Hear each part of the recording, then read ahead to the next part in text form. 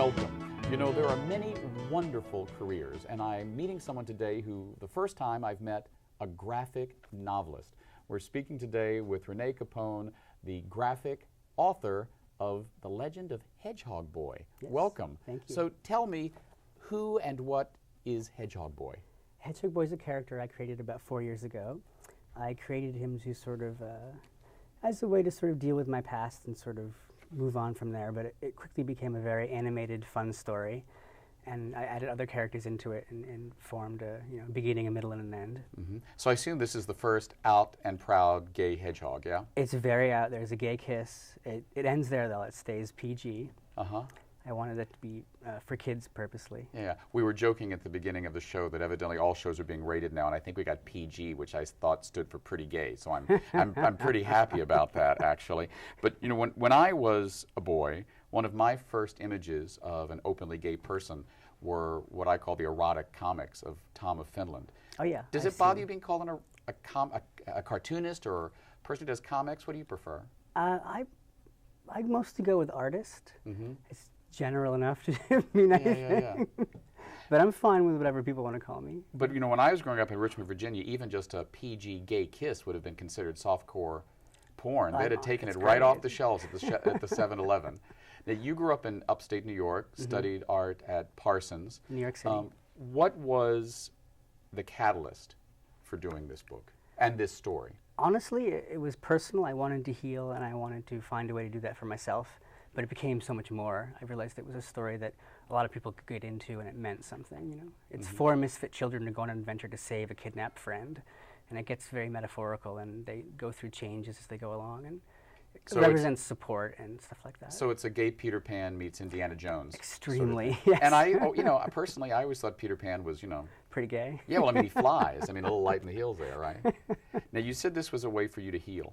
Yes. What were you and are you healing from? I was an extremely abused child, and I had to sort of confront that as I began in my 30s. It was sort of, own up to who you are sort of thing. Mm-hmm. And this is what I created to get over it. What sort of abuse? I was physically and mentally abused in a way that I didn't realize affected me so much more in the future than I realized. So I wanted to try to deal with that. And if I dealt with it in a way that was honest, I thought other people could find themselves in it. Mm-hmm. So I just opened up and did it. Yeah, there's an artist here in Northern California by the name of Libby Wetzel who does extraordinary puppetry work. And she has dealt with clergy sexual abuse, the internment of Japanese Americans during World War II, heavy stuff. Rape, heavy stuff. But somehow you can watch it when she's doing it as a puppet. Do you think that's why you did this as a graphic novel? It makes the subject matter dealable. It makes it, you can take the subject matter, which might be kind of harsh, and make it fun. And make it relatable. And you can't really do that with downer topics so much. Mm-hmm. The work is beautiful. You're a very talented artist. Thank you. Is it more important to you to have the art beautiful or the story compelling? Oh, absolutely both. Both. But I went to school for fine art, so I really studied the figure. So I really wanted, when I did the comic book, I hope it shows that I do love the figure and wanted that to be beautiful as well. Mm-hmm. But the story's got to be there. Without the story, you have no art. Yeah.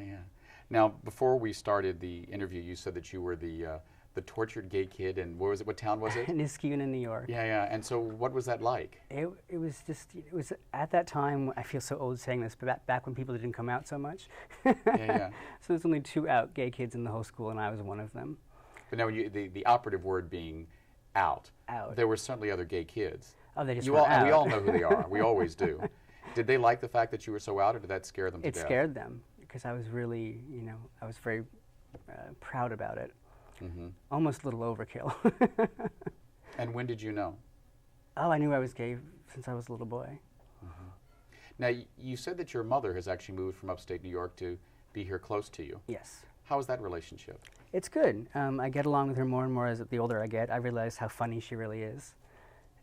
I appreciate her more. Yeah. I don't know if she's going to come to the reading, though. Yeah, you have a reading coming up actually this week. Yes, I have next week, Saturday, June 11th, at the Gay and Lesbian Community Center. It's sponsored by the Queer Cultural Center. And I'm reading the whole graphic novel with full-screen visuals with a cast of 5 actors. And we're just going to do the whole thing live. Wow, it's a Cecil B. DeMille production. Are you going to actually videotape it? I would like to. I don't know if it'll translate. Yeah, it strikes me looking at this, this would be an amazing animated film. Well, it'll be slightly animated. If I have panel by panel, it'll go past on the screen. So Yeah. it'll We just had the program director of Frameline on. You should talk to her and, find a filmmaker here. Now, I don't want to draw anymore for a while. Though. 4.5 years and my hands hurt. I don't want to. so you're not just dying to get back to the board? It was a lot of fun, but it was a lot of work. Now, do you support yourself entirely as a I artist, had a at graphic certain novelist? times in my life. I mostly make figure paintings. So in addition to this, I do that. And between the two, so far, yeah. Now, this story has many characters. There's even one called Raccoon Boy. Yes. Which is someone who has, well, it's a long story, but my husband and I have a thing for raccoons, and people keep giving us stuffed ones. There's a raccoon in here. Well, this There's a book is for Hedgehog you. Boy. I know. There's chipmunks. Which one are you? The raccoon, Hedgehog Boy? I am Hedgehog Boy. Yes. And He wears the world's largest hedgehog on top of his head. And what made you pick the hedgehog? It's a spiky creature that it symbolizes something you can't pick up. It's this cute little thing, but it's all spiky. And there's something sort of, Mother Nature has some sort of beautiful, something to say in there. So do you think you're spiky, or do other people think you're spiky? I think I have personality traits that could be quite edgy. Like what? But we're working on it. Like what? You don't strike me as someone who's going to go into anger management. I mean, I do it in private. I see. So this is your coming out with your spikiness. Yes, in a sense. in a way. Now, tell us a little bit about this kiss. Who does Hedgehog Boy fall for? Hedgehog Boy falls in love with a boy named Kitty. He's a runaway, and they meet in the forest.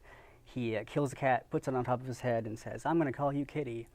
And they fall in love very innocently. And in the treehouse, there's one kiss scene where they engage in that. So they kill a cat? Yeah, it's very strange that way. I'm going to There's get lots letters. of dead animals on kids' heads. It's gross in real life, but in the book, it's cute. And so why? I mean, is that kind of the combination of edginess and cuteness? Yeah, I do that. I like that a lot. To combine the two. Who are some of the artists and writers that you admire? Who was your inspiration? Oh gosh. Or Well, did it this just is- spring fully formed into your brain? It did fully spring from laying in bed and having nothing to do but heal. But if I had to say, it'd be cheesy to say, but I love Batman. So all those people who wrote those books and wrote those stories, I was definitely influenced by them. But didn't want to copy them in any way, but wanted it to feel like that sort of book. Now, you said your mother's here close. You going to show her the book? She's seen the first and second parts. What'd she think? She thinks it's very nice. She doesn't have much to say. It's awfully personal, so I think it might be hard for her to see. But she's supportive. She likes it. And what about your dad? Don't know him, never knew him. And what about your siblings? They're back in upstate New York. And they're all younger. Yes. Are there any more gay hedgehog boys coming? No, I'm the only one somehow. You're the only one somehow. And what about your school? I mean, I remember the first time I went back to my high school reunion 20 years later and went with my husband. Boy, that caused quite a stir at a military school in the South. Are you going to go back to your, no, just stupid, but it worked out okay. But are you going to go back to your 10 or 20 I have reunion? thought about it. I'd like to go just to see how people turned out. I'd have to do my hair really good, though, and make sure I make a good appearance. Yeah. What's next for you? You said you're tired of writing. And the thing that amazes me is nowadays, it seems like every artist I meet is doing something with computers, which is great. But this is all freehand. It's all hand-drawn. There are parts that are put in with computers, like some of the backgrounds and stuff like that, but primarily all hand-drawn. And now I've gone back to making figure paintings again. So if you go to my website, you can see this and the other art. ReneCapone.com. And how is your fine art, quote unquote, different from Hedgehog Boy? Oh, it's very ethereal and pretty and then awfully gay. What do you mean awfully gay? I paint a lot of semi-naked people in very ethereal poses. So this is entirely different. So we're not going to see a Hedgehog Boy 4? I just want to see how this one does first, because the amount of work I know that it will entail will be punishing. Right. Now, this is self-published, which more and Yes. more books are. Did you try to get this published from a publisher house, or you just automatically went the self-publishing route? I automatically went self-publishing just because I'm a control freak. So I want to know what's going on, and I just like it that way. Right. You talk about how this was very much a way for you to heal. What was the most difficult part of your life? Honestly, the idea that I had to be honest with myself about who I was, or I wasn't going to advance. And it's something that I hope that other people will relate to in the book. That you have to be honest about who you are and where you come from if you're going to get anywhere else. Mm-hmm. And what's the best part of your life? Being an artist is fabulous. Uh-huh. It really is the best job on earth. Yeah, well, they always say that art is the revelation of private truth in a public place. Oh, that's good. Yeah. So hopefully we will see you. I'd love to see Hedgehog 4. I mean, I see Raccoon Boy here, so I'm anxious to see it again. He lives, actually. He's the I'm waiting for the sequel. We've been speaking with Rene Capone, graphic artist of The Legend of Hedgehog Boy. I'm David Perry, the host of 10%. We'll see you here next week. Thanks for watching.